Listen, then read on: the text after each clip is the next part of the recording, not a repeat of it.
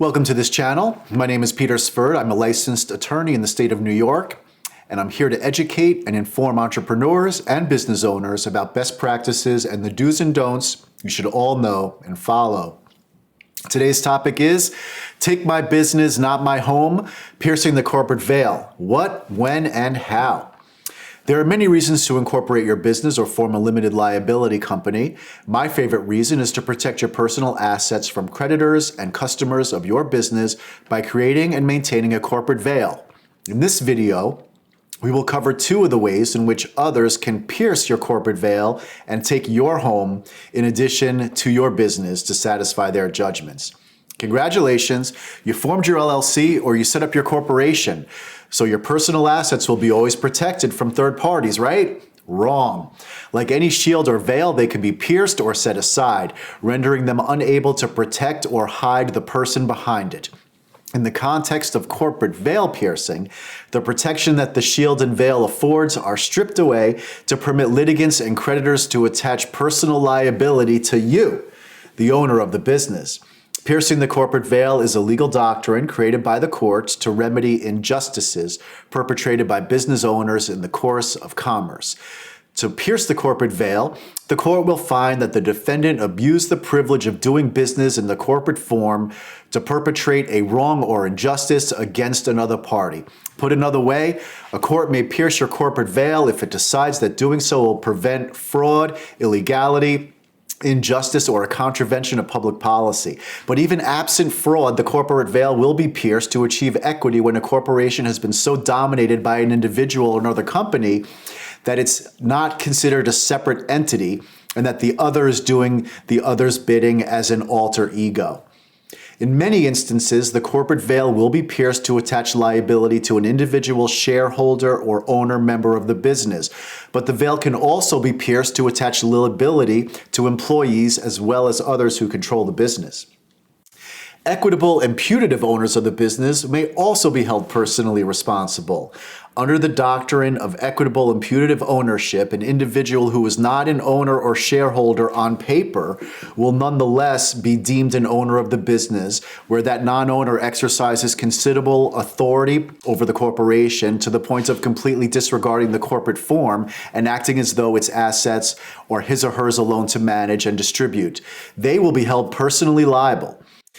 And another way to put that is that where the person who's controlling or substantially participating in the unlawful or wrong activities, the court is going to deem them to be a putative owner of the business, subjecting them to personal liability as if they were owners in fact. We encounter these situations a lot where people put businesses in the name of their children or a spouse, or where the paper owner, manager, or officer is serving as a nominee of another person who is not written down in the corporate document records as an owner. Veil piercing can also be used to attach liability to a parent corporation or related business entity. Business relationships and transactions among related entities and parent subsidiary companies can lead to veil piercing of the dominant company or the related entity. Having many different entities that perform in a vertically integrated fashion is a terrific way to conduct business, but it is not without its risks. Oftentimes, these related entities share common ownership, managers, officers, directors, employees, office space, phone numbers, accountants, and the corporate veil of these separate entities can be pierced to account for the actions of the others. As the owner of the business, you will be held personally liable for your intentional acts that harm others. The commission of intentional torts, such as assault, battery, defamation, theft, embezzlement, or conversion or infringement of patents, will expose that business owner to personal liability. A director of a company may be held personally liable to third parties for torts that are committed by an official act of the corporation if the individual participated in, directed or controlled, approved or ratified the decision that led to the commission of the tort. For example, the corporate officer acted outside the scope of his or her authority, or the officer personally gained from the bad act.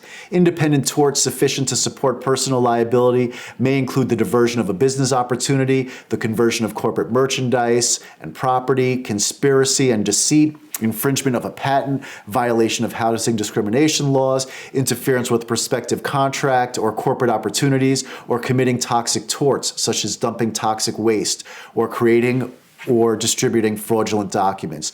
The courts will hold you responsible for bad acts that you commit or that you aid and abet. Be cognizant that your actions may expose you to being named individually in a lawsuit and being held personally liable.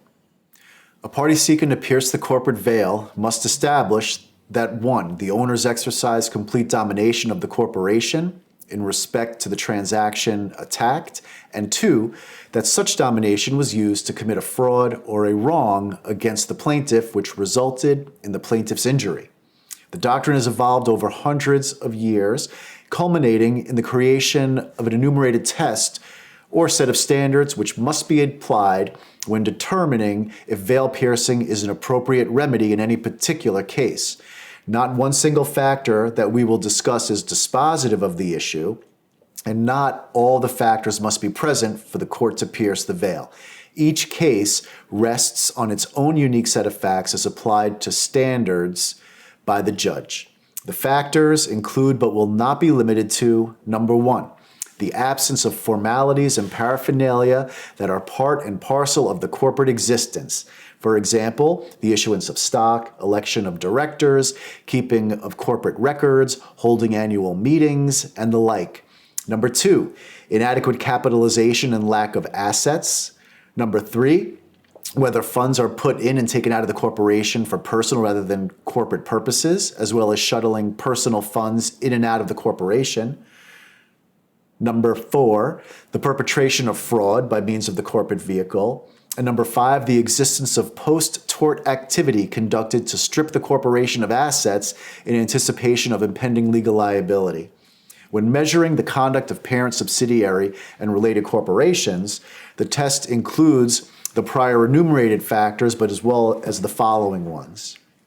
Number 1, is there an overlap in ownership, directors, officers, personnel, common office space, addresses, telephone numbers? Number 2, the amount of business discretion displayed by the allegedly dominated corporation. Number 3, whether the related corporations deal with the dominated corporation at arm's length. Number 4, whether the corporations are treated as independent profit centers. And number 5, the payment or guarantee of debts of the dominated corporation by other corporations in the group. And lastly, whether the corporation in question had property that was used by others of the corporations as if it were its own. The outcomes of these cases are varied because the facts, circumstances, and players involved in each case vary from case to case. The best practice is to be cognizant of these elements and try to understand when you are trespassing on any one of those elements so you can guide your actions accordingly. If you like what you learn and you want to learn more, please subscribe to our channel. Hit the bell button so you can benefit from our experience as soon as it hits the wire. Thank you for watching this video, which is purely for educational and entertainment purposes, and which should not be used nor construed or relied upon as giving or imparting any legal advice. Please consult with your legal professional for advice when you need it. This video is for educational and entertainment purposes, and if you learned something or have questions or comments, leave them below, and please share this video with others so they can get the same terrific education that you just received. Click on the link below to get our ebook, Take My Business, Not My Home, which includes all the materials herein, as well as those referenced in the other videos. Thank you.